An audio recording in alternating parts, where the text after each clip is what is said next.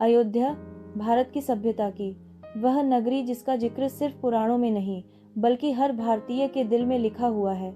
सरयू के किनारे बसा यह शहर सिर्फ पत्थरों और सड़कों का संग्रह नहीं बल्कि उन ऊंचे आदर्शों का घर है जहां मर्यादा, धर्म और कर्तव्य जीने का तरीका माना जाता है। अयोध्या को लेकर एक अजीब सी शांति भी जुड़ी है और एक पुरानी चोट भी, जैसे सदियों से किसी धड़कन ने अपने आप को दबाकर रखा था। और जब 2024 में राम मंदिर प्रकट हुआ तो लगा कि वह धड़कन दोबारा धड़क उठी। यह वृत्तचित्र केवल एक मंदिर का वर्णन नहीं है, ये उस यात्रा का सफर है जो हजारों सालों में पूरा हुआ। एक सफर आस्था का, राजनीति का, कला का और सबसे ज्यादा इंसानियत का। अयोध्या का इतिहास इतना पुराना है कि उसकी जड़ों को समझने के लिए हमें समय के उस युग में जाना पड़ता है जहां वेदों की रचना हो रही थी।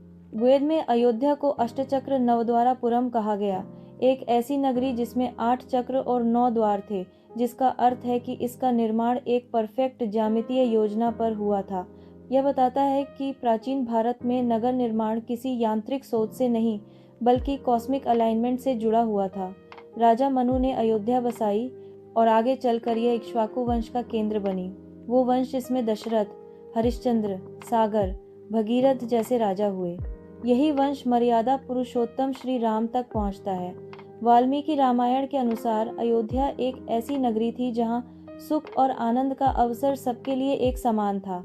लोगों की जिंदगी में धर्म और कर्तव्य का समान विश्वास था। अयोध्या का इतिहास पुरातात्विक साक्ष्य से भी साबित होता है। अयोध्या के आसपास मिली पुरानी मूर्तियां, ईंट की नींव, मंदिर के टुकड़े और गुप्त युग के सिक्के यह प्रमाण देते हैं कि यह नगरी कभी एक महान तीर्थ क्षेत्र थी। समय बदलता गया पर अयोध्या का महत्व जमीन की तरह पक्का बना रहा।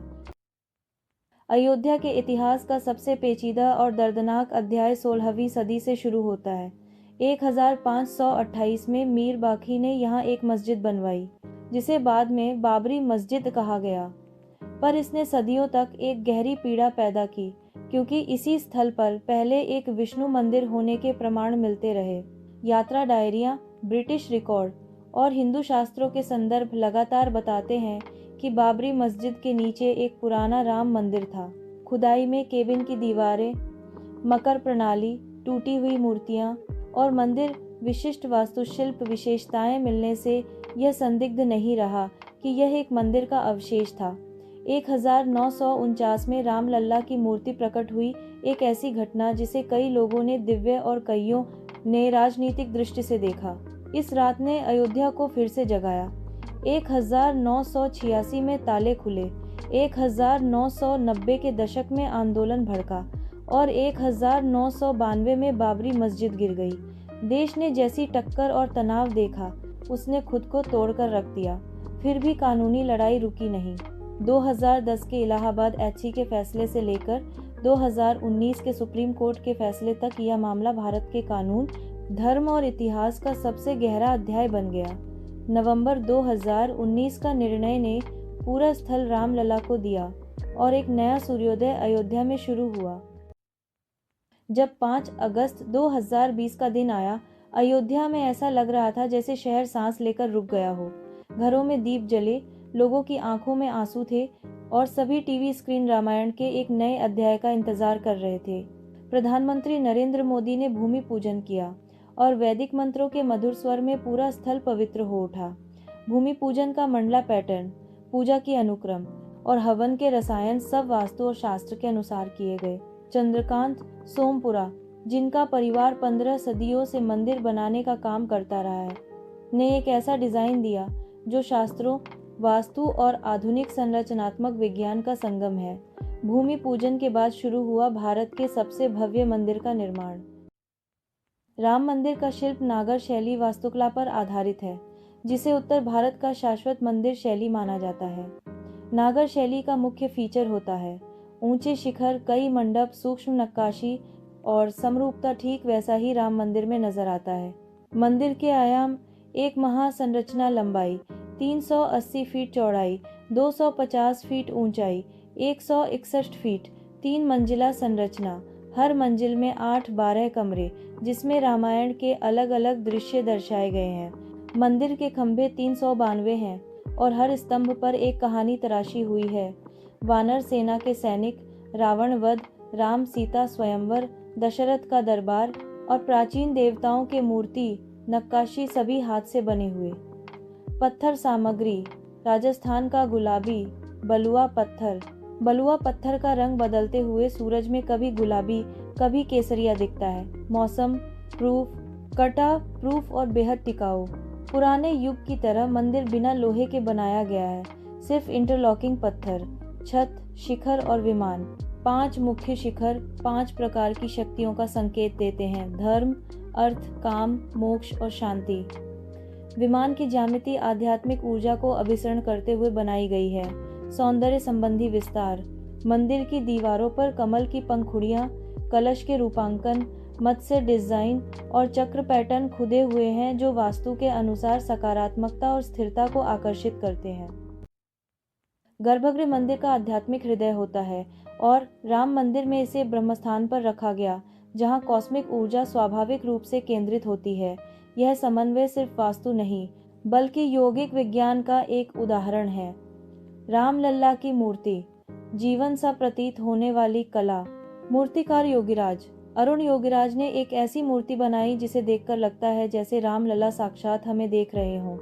कृष्ण शिला से बनी यह मूर्ति दिव्य चमक देती है, जिसमें नीली आभा भी नजर आती है।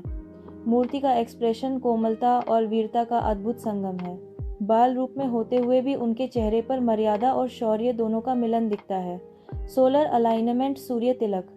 मंदिर का सबसे अद्भुत इंजीनियरिंग कॉन्सेप्ट यह है कि 21 जून को सूर्य देव की पहली किरण सीधा रामलल्ला के मुख पर पड़ती है। इसके लिए मंदिर की पूरी प्रक्षेप वक्र, कोण और सूर्य पथ आरेख की गणना की गई थी। 71 एकड़ का राम मंदिर परिसर एक आध्यात्मिक शहर की तरह योजनाबद्ध किया गया है। 1. परिक्रमा पथ गुलाबी बलुआ पत्थर का बना।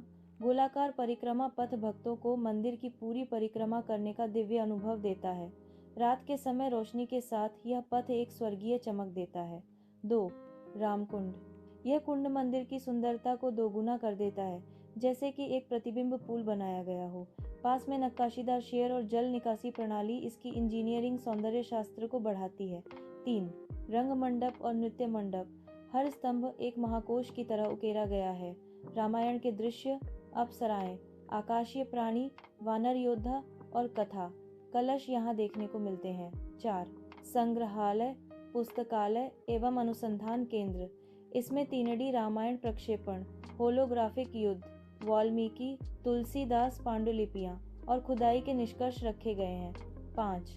यात्री सुविधा, पार्किंग, भक्त निवास, कतार गलियारे, सुरक्षा प्रणाली सभी विश्व स्तरीय मानकों पर बनाए गए हैं। राम मंदिर का फाउंडेशन 47 लेयर्स का है, जिसे 1000 साल तक टिकने का एस्टीमेट दिया गया है।